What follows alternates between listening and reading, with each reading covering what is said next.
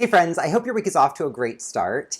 Today I'm going to be testing out Bon Appetit's recipe for salty buckwheat chocolate chunk cookies. I am a huge fan of chocolate chip cookies, as you know if you've been on the channel for a while. And this recipe is actually part of a new series that BA is doing, 10 recipes to make you a better baker in 10 weeks. So this is recipe number 1. If you're interested in seeing the other recipes as they release those, just let me know in the comments down below and I'll be sure to try those out. So I do new videos every single Wednesday. If you like this one, please be sure to give me a big thumbs up and click subscribe. Without any further ado, let's get into this recipe. So first up, I've got the dry ingredients. And here we've got AP flour, buckwheat flour, baking powder, baking soda, and kosher salt. Now, if you don't want to buy buckwheat flour just for one recipe, I did make Chris Morocco's chocolate waffles a while back. It used buckwheat flour as well. They were super tasty, so don't be scared of buying kind of a unique ingredient. You'll find other ways to use it. With everything measured out, I'm just going to quickly whisk this together to get everything evenly incorporated.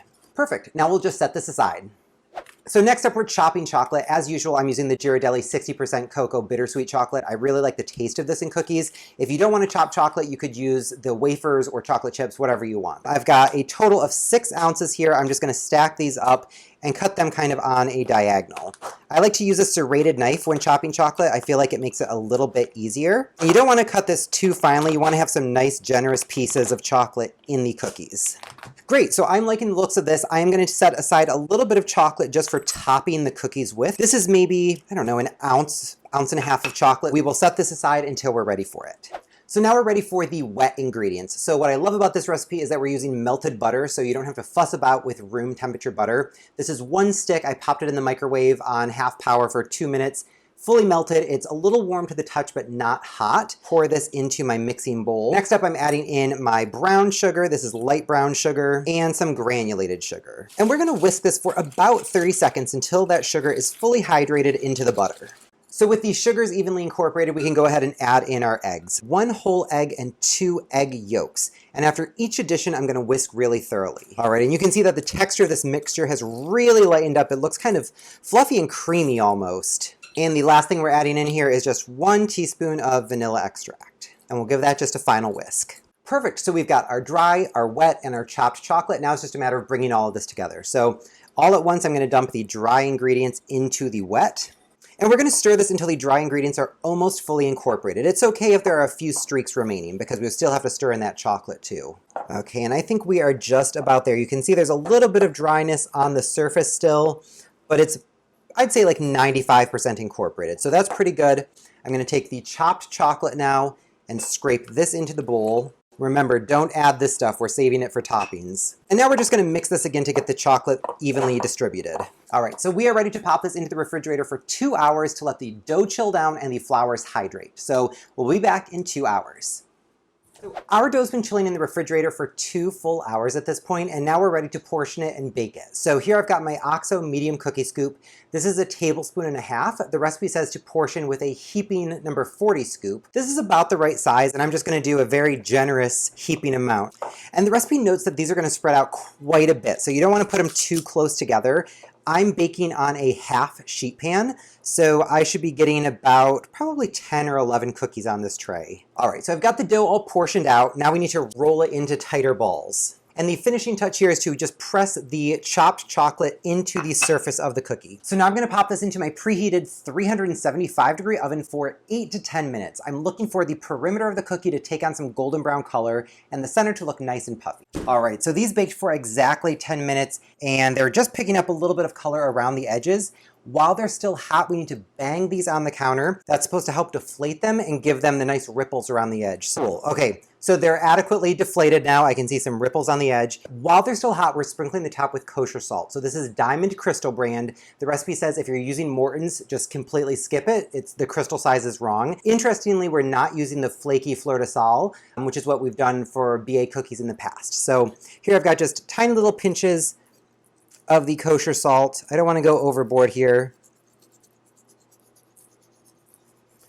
I'm trying to do it from kind of up high in the air so that we're getting an even distribution and not little pockets of salt. I think biting into a very overly salted piece of cookie would be not desirable. Great, so in total that was maybe like 1/8 teaspoon of salt across the tops of the cookies, so not a lot. And now we've got to let these cool completely until we can enjoy them. The cookies have been out of the oven cooling at room temperature for about an hour, and this is the finished product. Great presence of chocolate on the top of the cookies. I love the rippling that's happening around the edges. The hint of brown on the perimeter looks beautiful. The profile view looks nice and wavy, just like a good chocolate chip cookie should. The color of the cookie itself has a little bit more of that buckwheat look to it, where it's got that kind of deeper brown color that's almost bordering on gray. That said, it's not unappetizing to look at, is just different than a normal cookie. So people might know something's up here. Let's see what the texture inside is like. So we'll go in for a nice break here. Bending very slowly. It seems like it could be a chewy situation.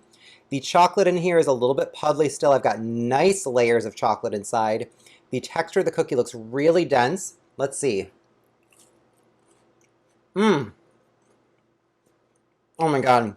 There's so much chocolate. The edges are perfectly crispy. It's crispy and crunchy and gooey in the center, a little bit chewy.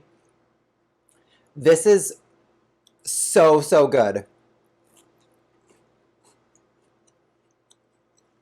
It reminds me, texture-wise, a lot of Chris Morocco's cookie, where it's got that perfect combination of every cookie texture that you want in a chocolate chip cookie, all kind of living in harmony. So this is working really well for me. The amount of salt I'm getting is not coming through very strong. So I thought I was being very liberal. I may have been too conservative with the salt on the top. It feels like you don't want to go overboard though. So I would probably, when I make these again, use the flaky sea salt. I just think that's a nicer look and it's easier to gauge. This is part of the basically vertical at BA, so they generally try to steer away from some of the kind of more unique or niche ingredients like a flaky salt. So I would say this is delicious. Definitely make it with the flaky salt. It's much better. But yeah, this is awesome. How does it stack up against the other cookies though? This is probably better, in my opinion, than Claire's salty chocolate chunk cookie. It's kind of in that same ballpark, but I like the more complex flavor that you get from the buckwheat versus what Claire's cookie was. It's too different from Rick's brown butter cookie to really compare. His has the toffee and all that other stuff going on, so it's kind of apples and oranges. And then with Chris Morocco's, I mean, texture-wise, I think we're in the same camp. Chris has the brown butter as well, though. I would say Chris's is probably more versatile. This is super delicious. I'm definitely going to make it again. I hope you enjoyed this week's video. If you did, please be sure to give me a big thumbs up and click subscribe. Thank you so much for watching. I'll see you next week.